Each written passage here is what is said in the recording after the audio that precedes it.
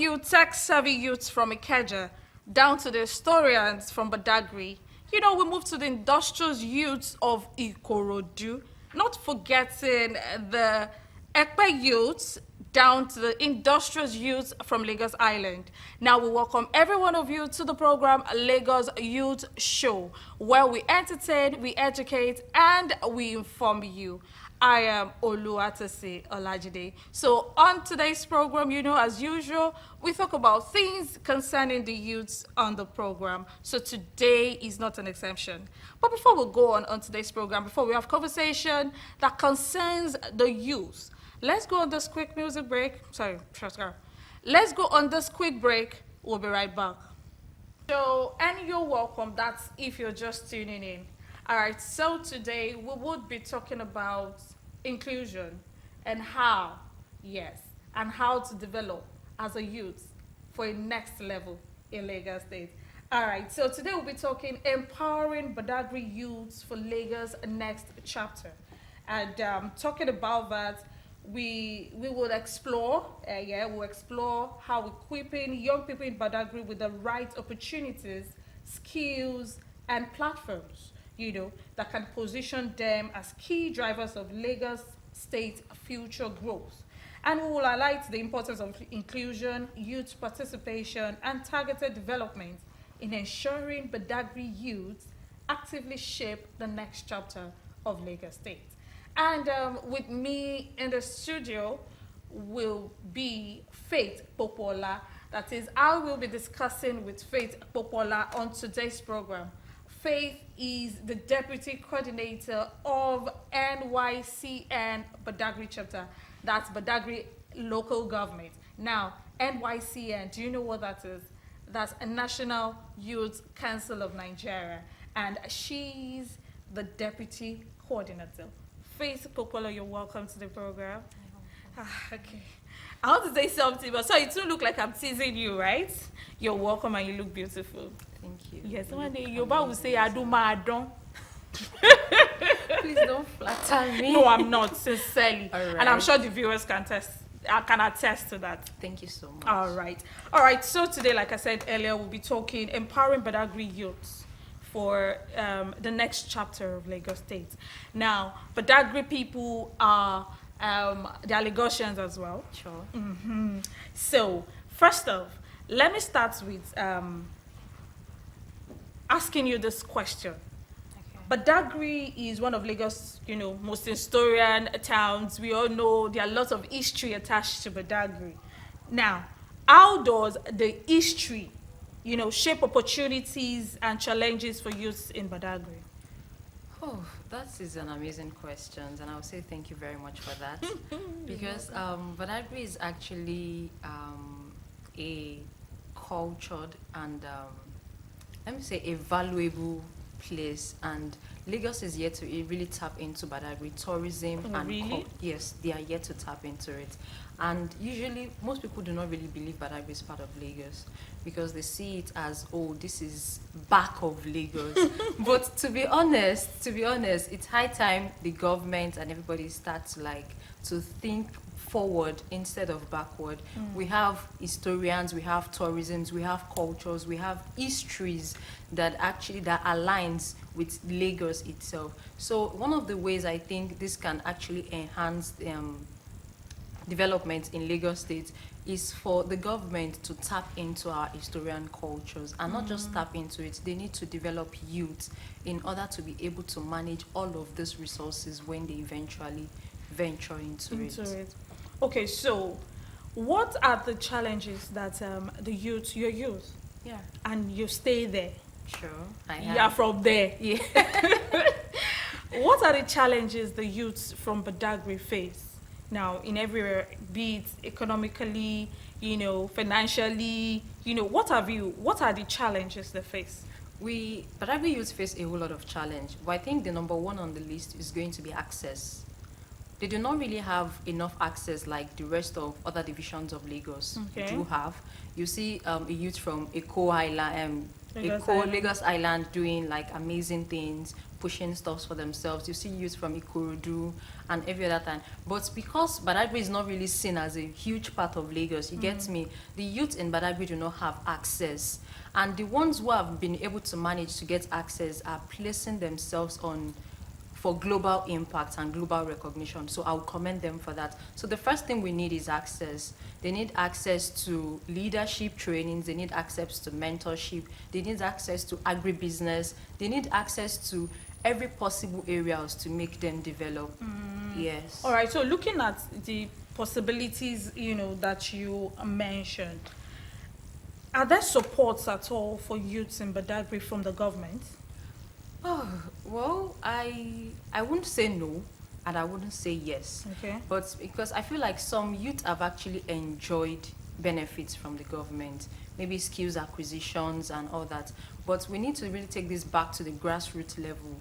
You get me? They need to, when people are enabled in the grassroots level, it's easier to push them to the state, to the federal, to international, to represent globally.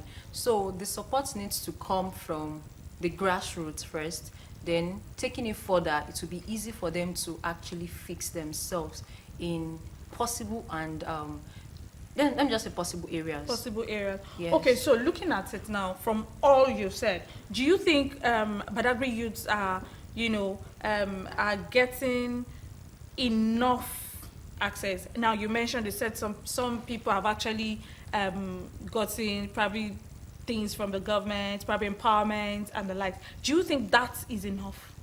It is never enough. Just But like I said, on a rate, let's just look at, do you think that the little they do not really get as much as the rest of the youth in other divisions. Other To be divisions. honest, they don't.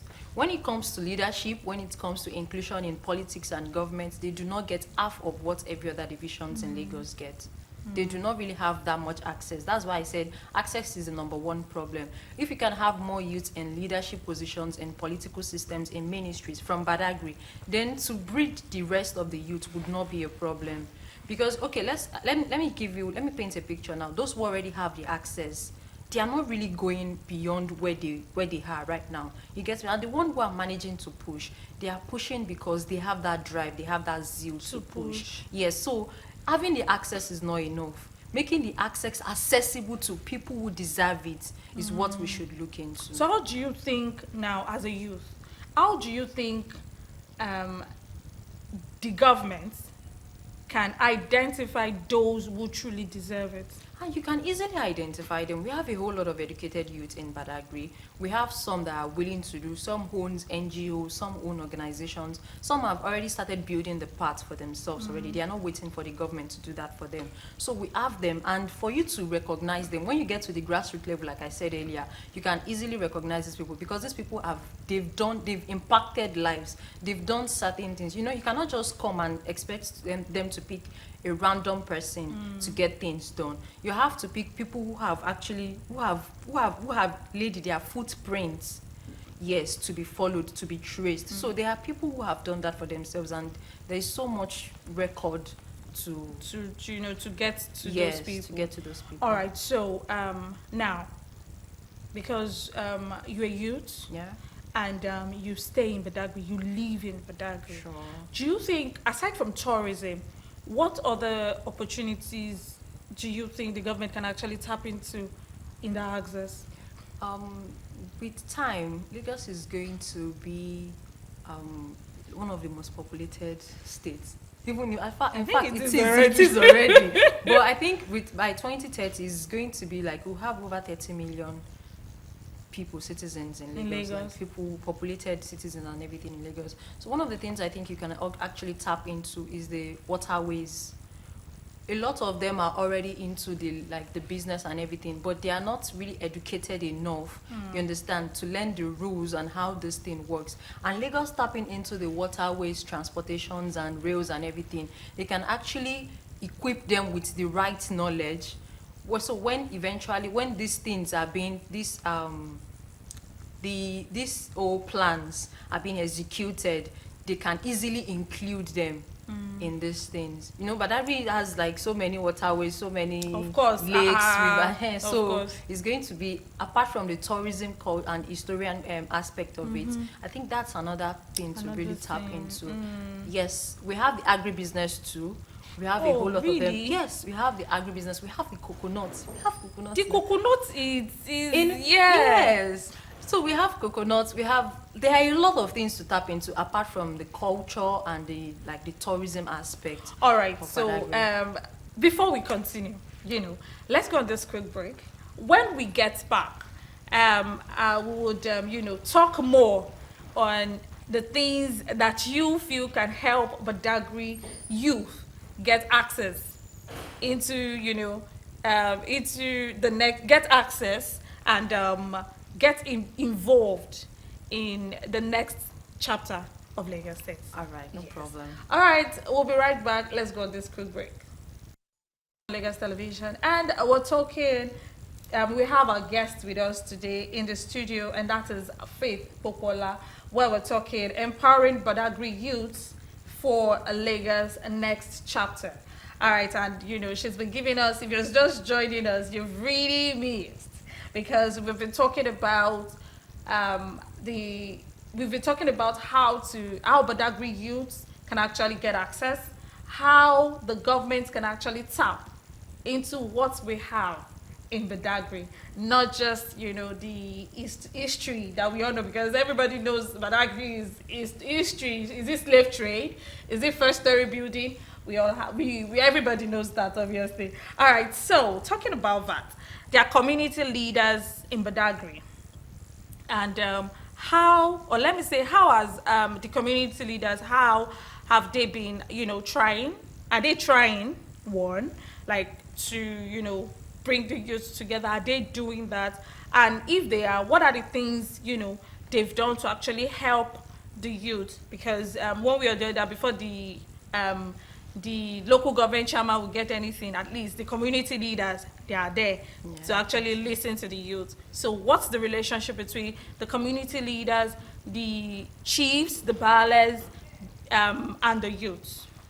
Okay, I think that's a very good question, because I think so far Badagry has been one of the most peaceful places in Lagos, and that would not have been possible without the community leaders, the local leaders and monarchs being involved. So I would say the youth have access, they listen to their voice, but when they listen, are the people they are relaying the message to, are they willing to hear them? That should be another question. So you asked the question, you said, do they have access? Yes, The they do youth have have access. access. The youth have access to community leaders. In fact, some of the leaders have really done so well in positioning Badagry youths. Now we have like few youths in politics. We have the Minister for Youth and Social Development. That's the commissioner, right? Yes. So they've done a whole lot. They've empowered youth. We have I think they reached last year we had like a 1,000 skill up youth in tech. Yes, and that was done by Honorable Sessin Winger too. We have the local government chairman who is actually doing a whole lot right now. He has done his first 100 days in office was amazing, and now he's doing a whole lot to push youths. He has inclusion in his government. There are youths who are included. So let me say the community leaders are really trying their own quota. They are trying their best. Okay, so if youths in Badagry are fully empowered, right? What difference would that make in the future of Lagos State? Oh, if the youth in Badagry are fully empowered, it's going to make a whole lot of difference. One, if you remember when we started, I said they do not really have access as much as every other youth in the division. So imagine everybody coming to collaborate instead of compete. So it's just going to make life easier. It's going to build the better Lagos and the greater Lagos we all envisioned. All right, that's a good one. On a final note, I would like to ask you, as a youth, as a representative of a youth in Badagry, what would be your advice for a young person in Badagry that feels overlooked, that feels I am not being seen, that feels like I am doing enough but no one is noticing me? what would be your advice for the youth? Oh, yeah. You're a representative, so just think about it and give your advice. Well, I would say the future you want lies with you. Because me, as an example now, I own a fashion academy, and it is not, I was not waiting for one person to come and build me.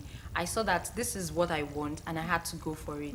So if you do not do it, nobody's going to do it for you. You have to keep pushing yourself, make yourself visible enough for people to see that, okay, I have done this, I have done that. And when the right opportunity comes, it will definitely present itself So to it you. shows you get ready. Yes. So once the opportunity comes, it will definitely present you'll itself get to it. you. Thank you Exactly. very much for coming around. It's good to have you on the program, Faith Popola. And I know some other time we call you, because I feel like the time is short, right? To have this conversation. There's so much to be said. Of course. But I actually enjoy my time. All right, thank you very much Thank for you. coming. Okay, so let's go on this quick break. When we get back, we'll wrap up the show.